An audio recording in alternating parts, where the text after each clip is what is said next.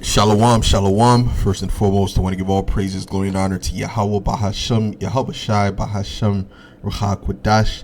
Double honors to the apostles and elders of Great Millstone. Salutations, much love and respect to you, Akim, out there pushing this word out in truth and sincerity. So, I have some good news, for the hopeful elect. And that news is this information here. It says Russia now engaged in a real war with the West over Ukraine. Lavrov. Okay, because Lavrov is the one that said it, which is the foreign minister to Russia. Okay, he said that this is basically a real war with the West at this point. So, which means what? That technically or unofficially, World War III has begun. Okay, it says the troubling escalatory rhetoric from the Kremlin's top diplomat comes as Russia appears concerned about game-changing NATO shipments of Leopard tanks to Ukraine, right? It says Russia's top diplomat on Monday said the invasion of Ukraine no longer represents a hybrid conflict, but rather a real war between Russia and the West. Now, the West is what? What's another way in the scriptures to say the West? The beast. Okay, it represents the beast. All right, this represents Gog and Magog. Okay, a troubling escalation in rhetoric that aligns with growing concerns that Moscow is preparing to lash out at new NATO support for Kiev. But why wouldn't they? You know what I mean? This is stupid. I know they're trying to demonize them, but you're sending billions of dollars in help and funding the Ukrainians to fight against them. So of course they're going to want to retaliate. That's just common sense. All right, but this is what he's saying. He's saying because they're putting all this money in helping Ukraine, which shows you that who they're really fighting Russia using Ukraine. Which is known as a proxy war. When you look at the word proxy, okay, we're going to look up the word proxy real quick. It's not an official war, but it's using someone as like a representative. Okay, it says proxy. It says the authority to represent someone else, especially in voting, a figure that can be used to represent the value of something in a calculation. So the Ukrainians are representing America in NATO and the EU. That's what they're representing. Okay, that's why they're sending all that billions and billions of dollars, and then they have their homeless that they still haven't helped in their own country, which shows you that these Edomites are not fit to rule a nation at all, because they really don't care about the people, the citizens. They only care about war and their own benefits, So anyway, so you looking for righteousness in this place is like it's stupid. Okay, it's stupid at the end of the day. So anyways, let me get Ezekiel the 38th chapter. Okay, this is Ezekiel 38 and verse 1. It says, "And the word of the Lord came unto me, saying, Son of man, set thy face against Gog and the land of Magog, the chief prince of Meshach and Tubal, and prophesy against him, and say, Thus saith the Lord power, Behold, I am against thee, O Gog, the chief prince of Meshach and Tubal." Now, Gog, like I said, Gog and Magog represents modern day Russia.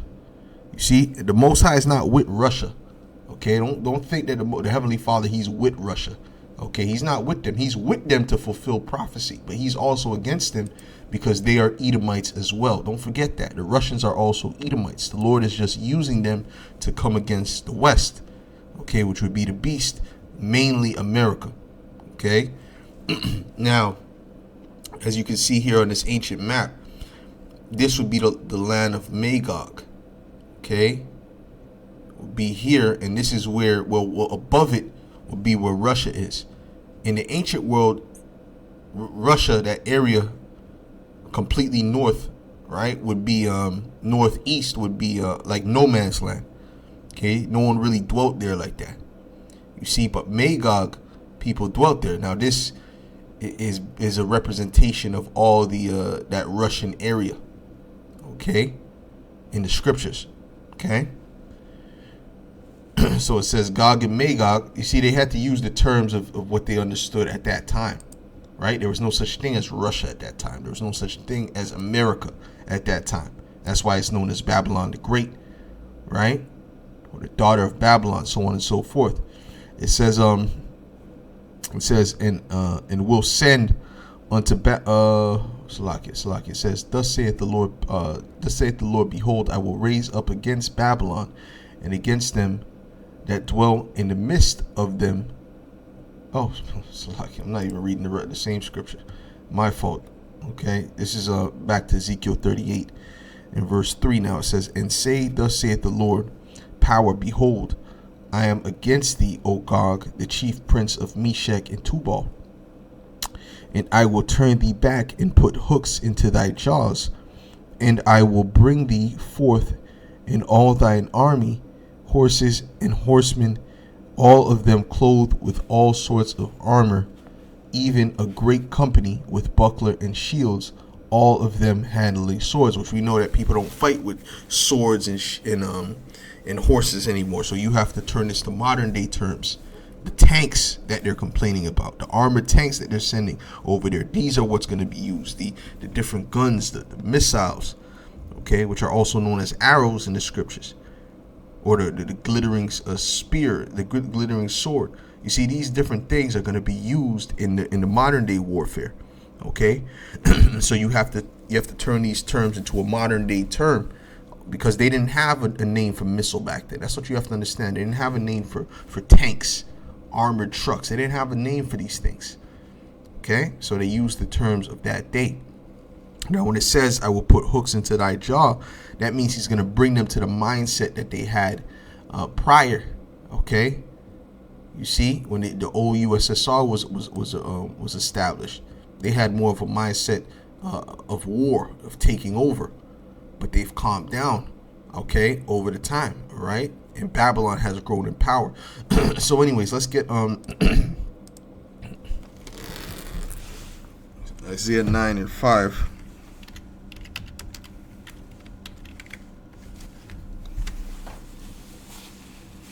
Isaiah 9 and 5, it says, for every battle of the warrior is with confused noise and garments rolled in blood.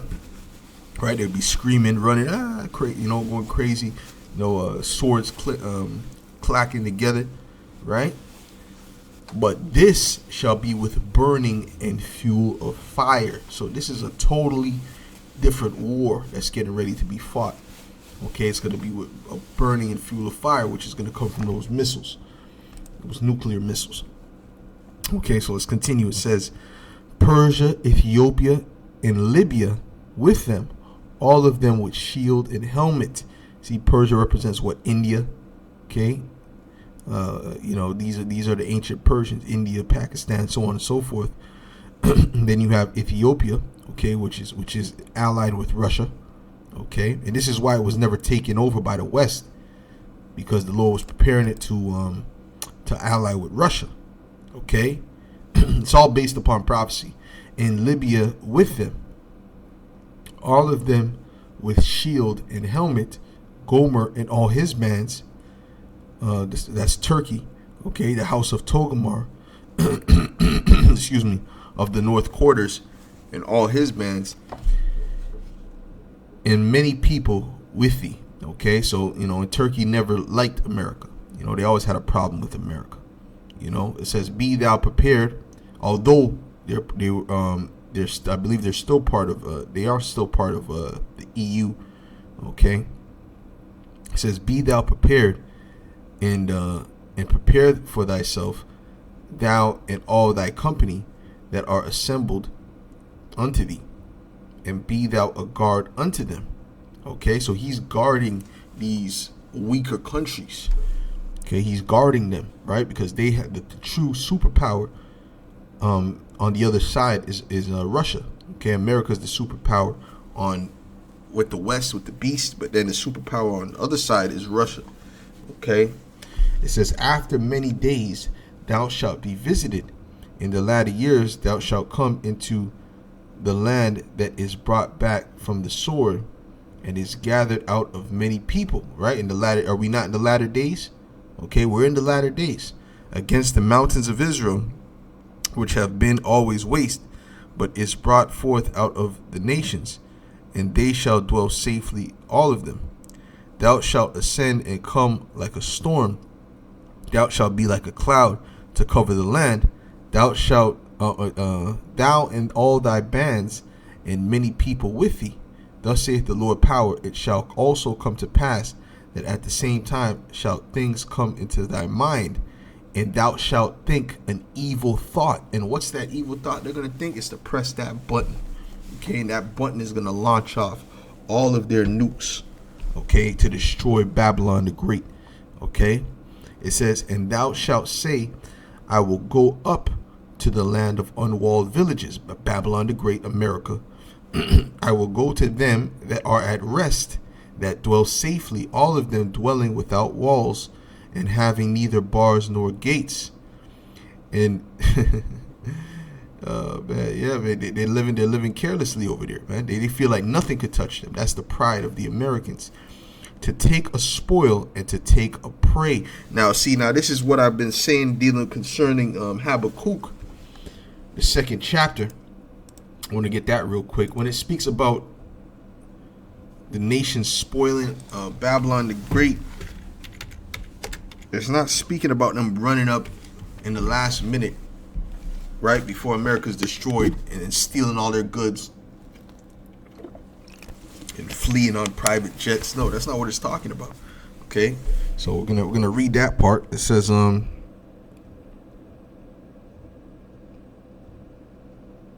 this is Habakkuk 2 in verse 8. It says, because thou hast spoiled many nations, meaning they've robbed many nations. They actually stole natural resources from many nations. Okay, all the remnant of the people shall spoil thee. Everyone is going to turn on Babylon the Great. Okay, especially these heathen nations, because they're joining with Russia, not because they love Russia so much, because Russia's just the best thing going. No, it's because they're against the West. They're against Esau, Edom, and his regime. Because the West, Babylon the Great represents Esau's rulership, but the Lord is using Russia to come up against their own people to bring them down. Okay, it says all the remnant of the people shall spoil thee, right? Because you spoil many nations. Now, when it says they shall spoil you, it doesn't mean they're going to do necessarily what you did to them, as in taking all the resources and all that. No, they're going to melt you with fire. Everything that's in Babylon is going to be melted. Okay, so it's going to be taken away through fire. Okay, it's going to be spoiled through fire because of men's blood, and for the violence of the land, of the city, and of all that dwell therein. Woe to him that coveteth an evil covetousness to his house, that he may set his nest on high, that he may be delivered from the power of evil. You know, and this is what Esau has done, man. He's coveted other people's things, and he's been on high based upon that. And then he'll look at the other people, just work hard, or just stop complaining and just do what you got to do. You know, listen, the Lord is going to let us do what we got to do. Okay, and part of that is putting you into captivity. Okay, when Yahweh Shai comes back, okay, you're going to be put into slavery. Okay, then that's when we're going to do what we got to do. Okay, so anyways, this is this is back to Ezekiel 38. Salakia. Okay, Ezekiel 38. And it says, I'm back at 12. It says, to take a spoil and to take a prey, to turn thine hand upon the desolate places that are now inhabited, and upon the people that are gathered out of the nations, which have gotten cattle and goods, that dwell in the midst of the land. Because America never wasn't inhabited prior to that, to Gad and all that coming over. But even when Gad was there was a lot of land that was not used, right? So Esau came and he stole every damn thing. Okay, and now it's fully populated. Okay, but what's going to happen is once those missiles are shot off, ain't going to be nobody. There's not going to be anyone to inhabit that place again. Okay, it's going to be as a desert. But anyways, this is Jeremiah 51 and verse 1. It says, thus saith the Lord, behold, I will raise up against Babylon, which is another word for America, and against them that dwell in the midst of them that rise up against me, a destroying wind. Now that destroying wind is that nuclear blast. When the nuclear missiles hit, a wind breaks forth, man. A destroying wind, a wind that consumes, that melts. Okay, it says, and will send unto Babylon fanners that shall fan her, and shall empty her land, for in the day of trouble they shall be against her round about. Okay, everyone, like I said, everyone's going to come up against America. Okay, so what does it say? It said it's going to empty her land. So all the people that are there is going to be emptied. They're going to be emptied out, and all the things that are there, all the different goods that are there are going to be melted out. And that's where the spoiling comes in. It says, against him that bendeth, let the archer bend his bow, and against him that lifteth himself up in his brigandine, and spare ye not her young men, destroy ye utterly all her host. They're not going to care about the babies, the kids, their people that might be over there still. They're not going to care. They're going to look at them as traitors. Okay, and they're just going to shoot off their arrows. And this is not speaking about regular arrows. All right, we don't fight with arrows anymore. Esau doesn't fight with arrows. Okay, at this point, they're fighting with high level technology, and the main technology is those nuclear missiles. Now this is 2 Ezra 16 and verse 13. It says, for strong is his right hand that bendeth the bow, his arrows that he shooteth are sharp, and shall not miss when they begin to be shot into the ends of the world. What kind of arrow can be shot into the ends of the world? It's not speaking about a real arrow. This is speaking about the Most High shooting his arrow, his weaponry, his instrument of death, okay, which is the nuclear missiles. Okay, behold, the plagues are sent and shall not return again until they come upon the earth. And that's the plague, the ultimate plague, which is the nuclear missiles. The fire is kindled. Oh, see, so the nuclear missile, what does it do? It kindles a fire.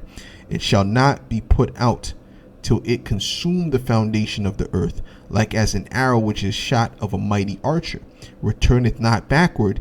Even so the plagues that shall be sent upon the earth shall not return again. Okay, the main plague, which is what? The nuclear missile.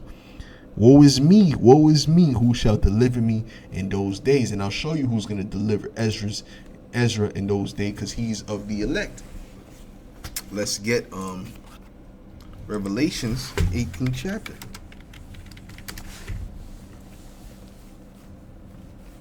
This is Revelations 18 and verse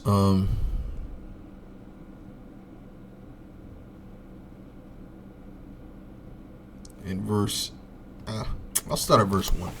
It says, and after these things I saw another angel come down from heaven, having great power, and the earth was lightened with his glory. And he cried mightily with a strong voice, saying, Babylon the great is fallen, and is become the habitation of devils, and the hold of every foul spirit, and the cage of every unclean and hateful bird. For all nations have drunk of the wine of the wrath of her fornication. Right? So this is Babylon the Great. It said what? It has become what? Let me read that again. It says Babylon the Great is fallen, and is become the habitation of devils, which is the evil spirits, and the hold of every foul spirit, and a cage of every unclean and hateful bird. That's going into those desert creatures. Okay, those vultures, those owls, there's going to be serpents, there's going to be scorpions. It's going to turn into an actual desert, okay, where no man is going to dwell after the nuclear missiles hit and the smoke clears after many, many years. And it says, for all nations have drunk of the wine of the wrath of her fornication, meaning what? Her different philosophies, right? They're going around the earth, pouring their wine on these other nations, the alphabet agenda, right? That was one of the main things they were speaking about at the Davos thing, man. They were speaking about that. How can they spread this wickedness, along with many other things, their fake foods, Okay, there's a lot of wickedness that Esau spreads around the earth. The feminism. Okay, and the kings of the earth have committed fornication with her, and the merchants of the earth are waxed rich through the abundance of her delicacies. Why? Because it's a consumer-based nation. America is a consumer-based nation, so it's constantly buying and buying and buying and consuming. No matter how poor those people may be, they're still buying, they're still consuming. Okay, that's why these other nations are rich off of them. And I heard another voice. Well, China has the majority of the debt in America. Okay, it says, and I heard another voice from heaven saying, come out of her, my people. This is how we're going to be delivered, that ye be not partakers of her sins, and that ye receive not of her plagues. The chariot is going to bring up, it's going to say, come up hither to the elect, and we're going to be carried up. Okay, for her sins have reached unto heaven, and the Most High hath remembered her iniquities. Okay, so the plagues, they're going to have to pay for that. Okay, but guess what? The elect is going to be brought up. Okay.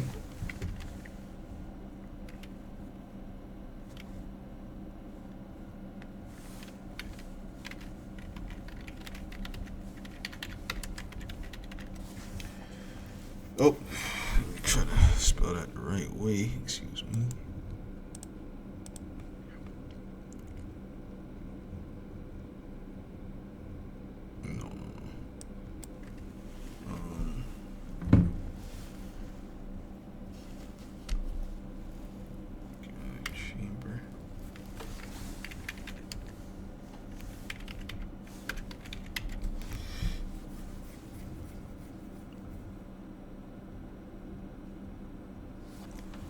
This is Isaiah 26.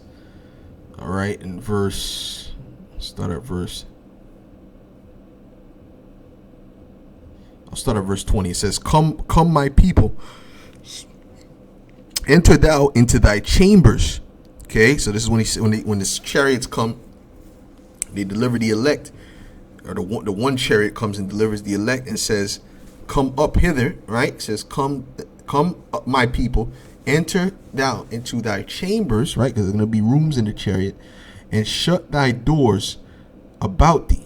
Okay, hide thyself as it were for a little moment until the indignation be overpassed. What's that indignation? The nuclear missiles destroying Babylon the Great. Okay, and the whole earth is gonna rail to and fro like a drunkard, as the scriptures say. So the elect is not going to be on the earth. Okay, for behold, Yahweh cometh out of his place to punish the inhabitants of the earth for their iniquity. The earth also shall disclose her blood, and shall no more cover her slain. Okay, so so it's gonna be some great judgment on the way. It says, let's get Isaiah, the 34th chapter. Okay, this is Isaiah 34 in verse 1. It says, "Come near, ye nations, to hear, and hearken, ye people. Let the earth hear, and all that is therein, the world and all things that come forth of it. For the indignation of Yahweh is upon all nations, and his fury upon all their armies." And what's one of the reasons why he's angry at them? For what they did to his people. That's one of the offenses that you nations have done. He hath utterly destroyed them. He hath delivered them to the slaughter. Let's prove that. Let's get Joel the 3rd chapter. Okay, let's get Joel the 3rd chapter. This is Joel 3 and verse 1. It says, "For behold, in those days and in that time, when I shall bring again the captivity of Judah and Jerusalem," the Lord is going to deliver his people, all 12 tribes, the elect. It says, I will also gather all nations, and will bring them down into the valley of Yehoshaphat, or Jehoshaphat, which means Yahweh's judgment. Okay, they're all going to be gathered together for war, okay, in the Middle East. All right, and will plead with them there for my people and for my heritage Israel. whom they have scattered among the nations. And that's when the battle is real and hot and heavy, which technically, you can say that, it's technically started, but when it's officially started is when they start to gather in the Middle East, man. Around the river Euphrates, because that's why the river Euphrates is being dried up right now, according to biblical prophecy. Okay, so that it can be prepared for that time. It could be prepared for that war. Okay. Matter of fact, I should get that. It says, and will plead with them there for my people and for my heritage Israel, whom they have scattered among the nations and parted my land. Plead doesn't mean to beg. It means to judge. He's going to judge you for what you've done to his people, man. Okay. Let me see here.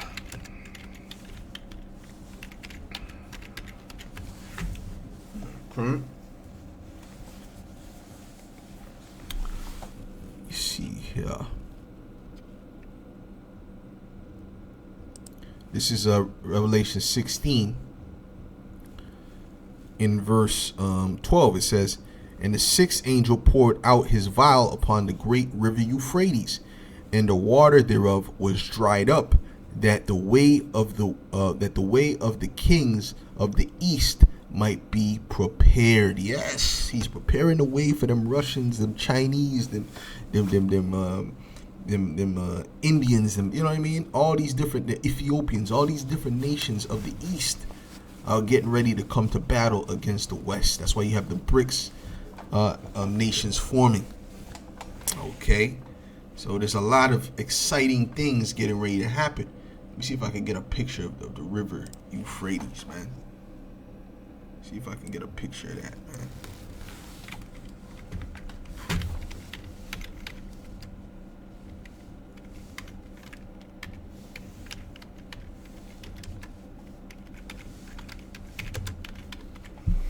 Okay, to show you that prophecy is happening, man. The Lord's words are sure. This is the only thing that's sure in this earth.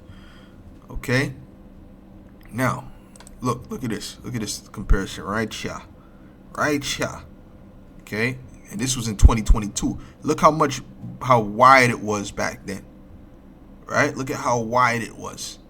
You see how wide it was? Now look at it now. Look at it. There's not even any water here. And you see it's very, very thin. It's being dried up. Okay? It's being dried up. And this is another sign when this thing is basically fully dry. That, you know what I'm saying? That things are getting ready to pop off. All right? So this is no joke, man. This is no joke. The Lord, everything the Lord said is true, man may let every man be a liar, but the Most High is true, man. Okay? We speak the words of Yahweh Shem Yahweh Shai. We're not speaking our own words. You see? So anyways, so yeah, and another thing that's getting ready to happen too.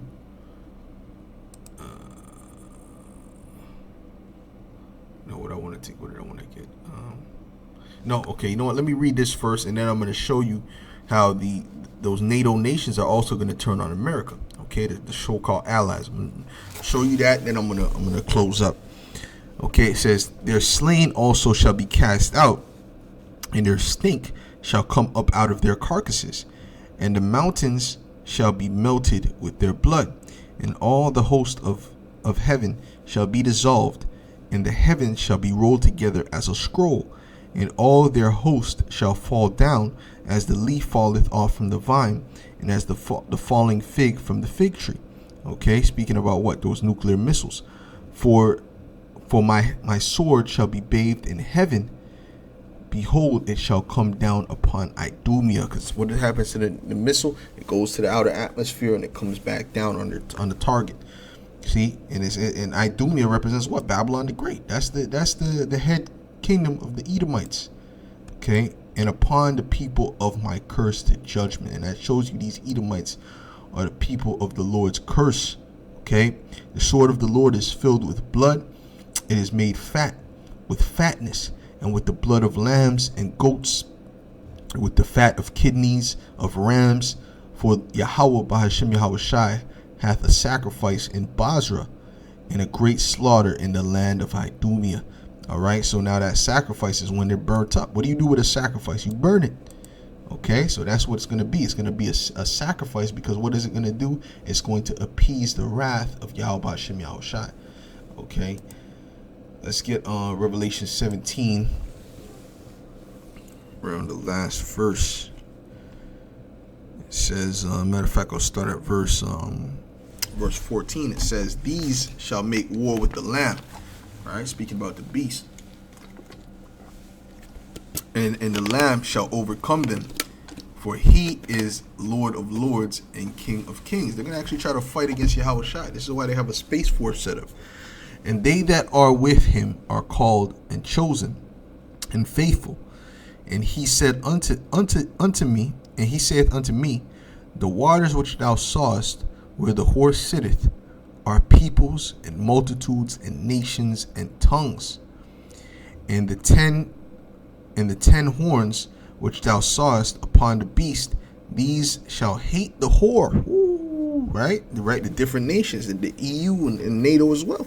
Okay, you see, these shall hate the whore, and shall make her desolate and naked, and shall eat her flesh and burn her with fire. Which the 10 horns really represent EU, but all of them allies are gonna turn and burn the whore, pretty much.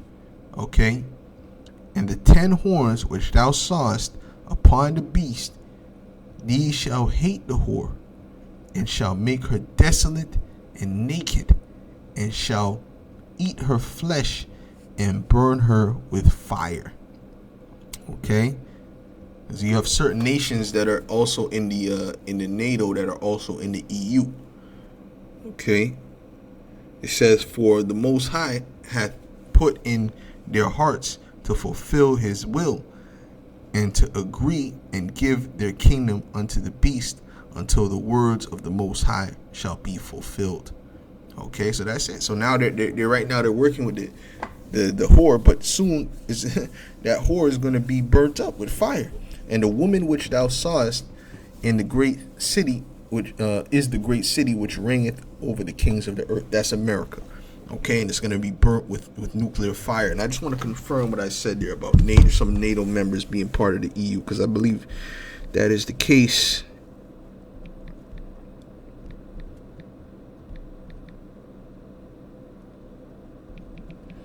Because I know Canada is only part of the NATO. Hold on, give me a second here.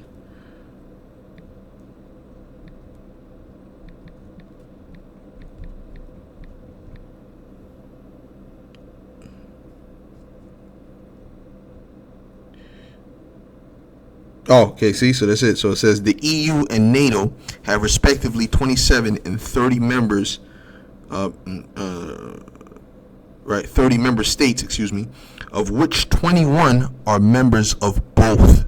So most of the people that are in the EU are also in NATO. Okay.